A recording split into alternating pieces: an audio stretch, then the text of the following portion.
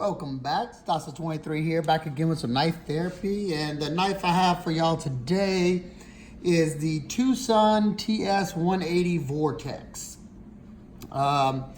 This knife right now, I don't even know if it's like had an official drop, but you can find them on eBay. That's the only site I was able to find them at this moment. And I'm sure the price is probably going to range maybe in $130 to $150. If I get a confirmation on, roundabout on the price, I will leave in the description. This knife was sent to me by my good friend Sean Hassan.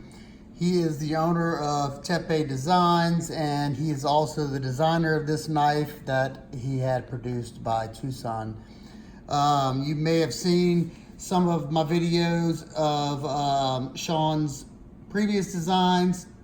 He's had the Hornet, the Dynamo, the Shockwave, and he had one that never really made it to production. It was like a Kickstarter campaign, but those are the other three. I've reviewed all three of those, and he sent me this one to do an anno on it for him, and I figured while I had it, I would do a quick first impressions of the knife and a little discussion. So let's get into it. It comes in the standard TwoSun box. There's your model number and the name, and another box inside of a sleeve, wrapped up in a little plastic baggie full of Earl. Let's get some quick dimensions out of the way. You have an overall length of 7¼ inches. You have a blade length of 2 7/8 inches, which is really nice. It'll be legal in a lot of areas. You have a grip area on this bad boy of 3½ inches. You have a thickness in this department right here of 0.54, so just around average. You have a closed width from here to here of 1.09 inches, and you have a blade stock of 0.152 inches, and you have a nicely flat ground blade that comes down to a pretty nice and thin edge, especially in production sense. I read on average from here to here, 16 thousandths behind the edge at 18 degrees per side. I didn't do a whole bunch of cutting with this one, being that this is not my knife and it will be going back to the owner. So maybe I'll pick one up down the road and I'll do my testing. I don't know if I've posted the Shockwave video, but I actually recorded that testing for y'all, and if I haven't posted it, I should be posting it here soon. Let's take a closer look at this guy. You have this nice, I guess you could either call it a drop point or almost tanto, the way it comes up straight right there, and you have that reinforced tip. So call it what you want. You have a nice little top swedge, pretty much for decorative purpose because it's not thinning out that tip any. You have TwoSun standard satin finish, which is pretty nice. It's got fingerprints on it from me. You got the TwoSun logo right there.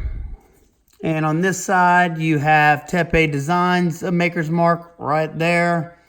And then you have the blade steel designation, which is Bowler M390. Woo. You have dual thumb plates, as you can see on both sides, which do allow you to deploy the knife. They do have like a little cutout right there to put your thumb underneath it, flick it out, it rockets out that way. But the main source of deployment is via front flipper. As you can see, you do have jimping on the flipper tab, and it is executed nicely. It's not too sharp, but it definitely gives you some grip. Just pull it up like that, and it rockets out. It's on ceramic detent, ceramic ball bearings. The action is incredible. Very, very smooth. Check this out. Whoop. Very smooth knife. The detent is dialed in perfection. Let's see if I can show you. Listen to this. Nice, and sucks it in. You can also spotty flick it if you'd like. Or if you need to discreetly do it, you can slow roll it. I can manipulate it left-handed as well. Let's see. There you go. The front flipping action, I'm not the best at front flipping, but I think I can spotty flick it. Oh, no. But I can thumb flick it, and I can easily disengage that lock bar. Trying to stop saying that. Let's get back into the handle scales. You have, first go to the pivot. You have a semi-decorative pivot on this side with those little cutouts around there. But if you flip it over, you do have a more decorative pivot on this side with a Torx T8 adjustment right there. And all you have is one body screw, and that is Torx T8 as well. You you don't have any internal milling in there. Everything is done on the outside. You have these speed holes that'll help lighten it up some. And the scales have also been concealed carried or contoured, whatever you want to say, but very, very nicely done. And on top of that, TwoSun does a great job of making sure you don't have any sharp edges anywhere, at least on all the models that I've handled. You got a nice chamfer going all the way around the scale, so this is very, very smooth. You don't have any, even in the inside right there, you have a very light chamfer on the inside, which so many companies don't do, and the inside of this becomes sharp. You have very easy access to that lock bar. It sits proud of the show side scale, just a tad. Let's see if I can show that. And you also have these internal chamfers on the inside of both sides of the scales right there. Easily get your finger in there and very easy to disengage that lock bar. The lock bar pressure is, I would call it a medium. It's not too soft, not too strong. This knife is numbered. Flip it over right here, you'll see this is number 003. So that's cool, you know, especially if you collect all of Tepe Designs knives, you know, knowing that this one's numbered. I don't know if all of them are numbered. I should have looked on, I got the Shockwave right here. Let me see. Yep, the Shockwave's numbered as well. So maybe he's got all of his designs numbered, or at least with TwoSun. That's pretty cool. One thing I did miss that they executed perfectly as well is that sharpening choil right there. As you can see, they cleared the plunge grind, and they didn't go, you know, way out here to where it's in between a perfectly done forward finger choil and a sharpening choil. That bugs it, that throws my OCD off completely. Throws me off completely, as you can see just now in my words. Very nicely done. You can also see the attention to detail where they give this chamfer right here where it doesn't need to be done, but they did it just so you don't have any sharp edges right there. But you're not, even though you can choke up like that, that's not, you know, it's more comfortable to choke, I mean, just to hold it back here. I will say the jimping, it's, you know, designed for the flipper tab. So when my hand's sitting up, it sits right here, which I don't really need the jimping. You do have these plates right here, so your finger doesn't really slide off the spine of the knife.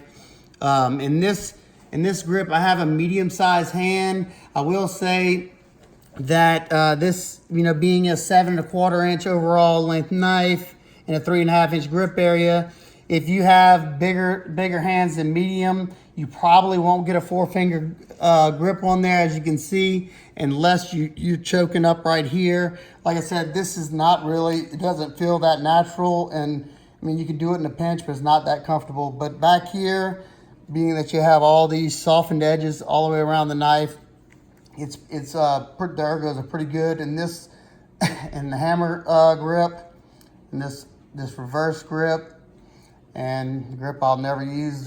This stabbing reverse, I'm sorry, yeah, whatever, this is the reverse, is good as well. Let's see, you have a titanium backspacer that runs almost 3/4 the length of the scales.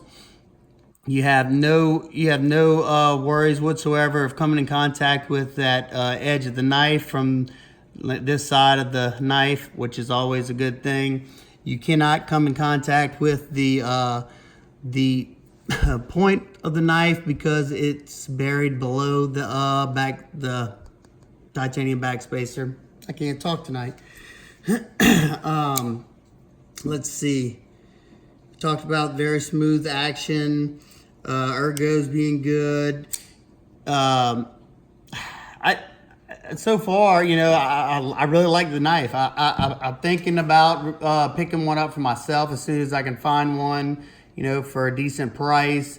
I don't really like doing the auctions on eBay, so maybe if they pick them up on Amazon or something, I'll pick myself up one. Get some quick size comparisons, and I have one more thing to say about the company, TwoSun, and then I will give a few of the things that I would have liked to see a little bit different. Let's start out with the Power 3. This is my Rex 45 Power 3. These two are very, very close in size. The Vortex is just a tad bit longer. I mean, tad bit. And from the camera view, probably looks like they're identical, but I stood them up vertical, and the Vortex just a tad bit longer. You got the ZT0609, which is a good bit longer, at least longer in the blade. The handle scales are about the same length. Got two more. We got the Ontario Rat Model 2, which is a little bit shorter, and you have the Giant Mouse Ace Biblio, which is also a little bit shorter. So there you go. There's your size comparisons. Let's check the weight real quick. God, I'm so rusty. I need to get back in the groove. Oh. 4.24 ounces. You know, not the best weight ratio to size, but to me that's perfectly fine. I will never complain at 4 ounces, and if I like the knife, I won't complain at all anyway. I don't know if I've said it. It's got a 3D milled titanium pocket clip that works fine. At least in my thin shorts it does. They also blind screwed it. I love seeing that. Just another classy thing that TwoSun does on a lot of their knives, or certain knives. Another little attention to detail that you hardly ever see from any of these other companies. They also chamfered the lock bar cutout. You got a nice, if you don't see that little chamfer going all the way around. So literally there is no sharp spots. This has been chamfered right here, goes all the way around. They've chamfered on all these holes. So overall, I like the knife. I'm not a huge front flipper fan. This one's comfortable to flip. It doesn't hurt to flip like some of them do to my hands. It's a smaller knife like I like. It's a sub 3-inch knife. The weight's okay. It's a good cutter. The last M390 TwoSun that I did a test on did pretty good. So I'm okay with that. And they're usually priced just unbelievable, because there's not many U.S. companies, or there's no U.S. company that goes as far as they do, as far as, you know, contouring scales, knocking off every sharp corner or edge, everywhere you could possibly think of, and charge, you know, if this was produced from a U.S. company, it'd be probably 300 bucks or more. To the degree of this, the way this is done, you know. You could maybe find one at this price point if this was flat scales with just a bent over clip, no internal milling or no speed holes. Just, y'all know what I'm saying. This is just a good value. But let's talk about just a few nitpicks. These are just things I had to really look at the knife, and they're nothing about the functionality of this knife. This is a great sound knife. Just like pretty much like I said, all the other TwoSuns that I've handled. I haven't handled a whole bunch, but you know, after checking out the last 3 that I've gotten from them, TwoSun, I think I'll be picking up some more. Let's see, one thing, the first thing that I don't love these thumb plates. I would have much rather see a thumb stud. I'm sure that's more to go with the aesthetic of the knife. But one of my main reasons why I don't like it, and they did a good job of putting that cutout to where your thumb's sitting on it, but whenever I go to pull the knife out of my pocket, my thumb ends up landing on the top of that, which is kind of slick, and I slide right off of it. You got to pretty much like awkwardly push your thumb in there behind it to be able to deploy it in that manner. Now, you know, the main manner of deployment is the flipper, the front flipper, and it works great. So, you know, you can look at that however you want. It's not a deal breaker for me by any means. You know, and take it or leave it with the logos. I don't mind it. You know, I like the Tepe Designs logo. Those thumb plates are in the cutting path pretty much entirely, except the back side of them. So, you know, you cut in cardboard, you'll have to start your cuts, you know, up in front, or they'll get hung up in there, especially how wide they are. Looks like a Cobra hood right there. Now, this next thing is completely just a nitpick, just something that my OCD brain sees, and it's the hole pattern on the lightning holes right here. It just kind of throws me off the way you go down smaller, and then it like jumps back up this way. I don't know. It just doesn't look uniform to me. And I think another reason for it is this side, and I'm guessing they did it opposite on both sides, but this side you have spaces in between those holes. Now look how thin those spaces are. Now, I mean, I definitely don't think you have anything to worry about as far as structural sound of the scales, but that is very thin. And it just throws my eyes off. But I do like the way they carried it over straight through the other side, so you have a window going straight through, and you can see your blade coming down in there, and you can see it through the holes. So I like that as well. But other than that, the knife is nice. Like I said, if I'm able to find one for the right price, I'll pick one up, and I'll probably do a follow-up video review and do my normal testing on it. One last thing. As far as the weight goes, I'm fine with the weight, but the balance point is a little off, mainly because, you know, I say that, boy, never mind. Like I said, I'm just slipping. Balance point is on. Scratch that. So there you go. I like it. Y'all let me know what y'all think. If you already have this knife, let me know what you think about it. Let me know if you like everything about this knife or what you would do different. I know he watches through my videos, and I'm sure he reads all y'all comments. So hope everybody's having an absolute wonderful day. Make sure to click like, share, and subscribe. Make sure to hit that bell notification. Oh, and boy, well, I'll talk about it on the next one. Peace.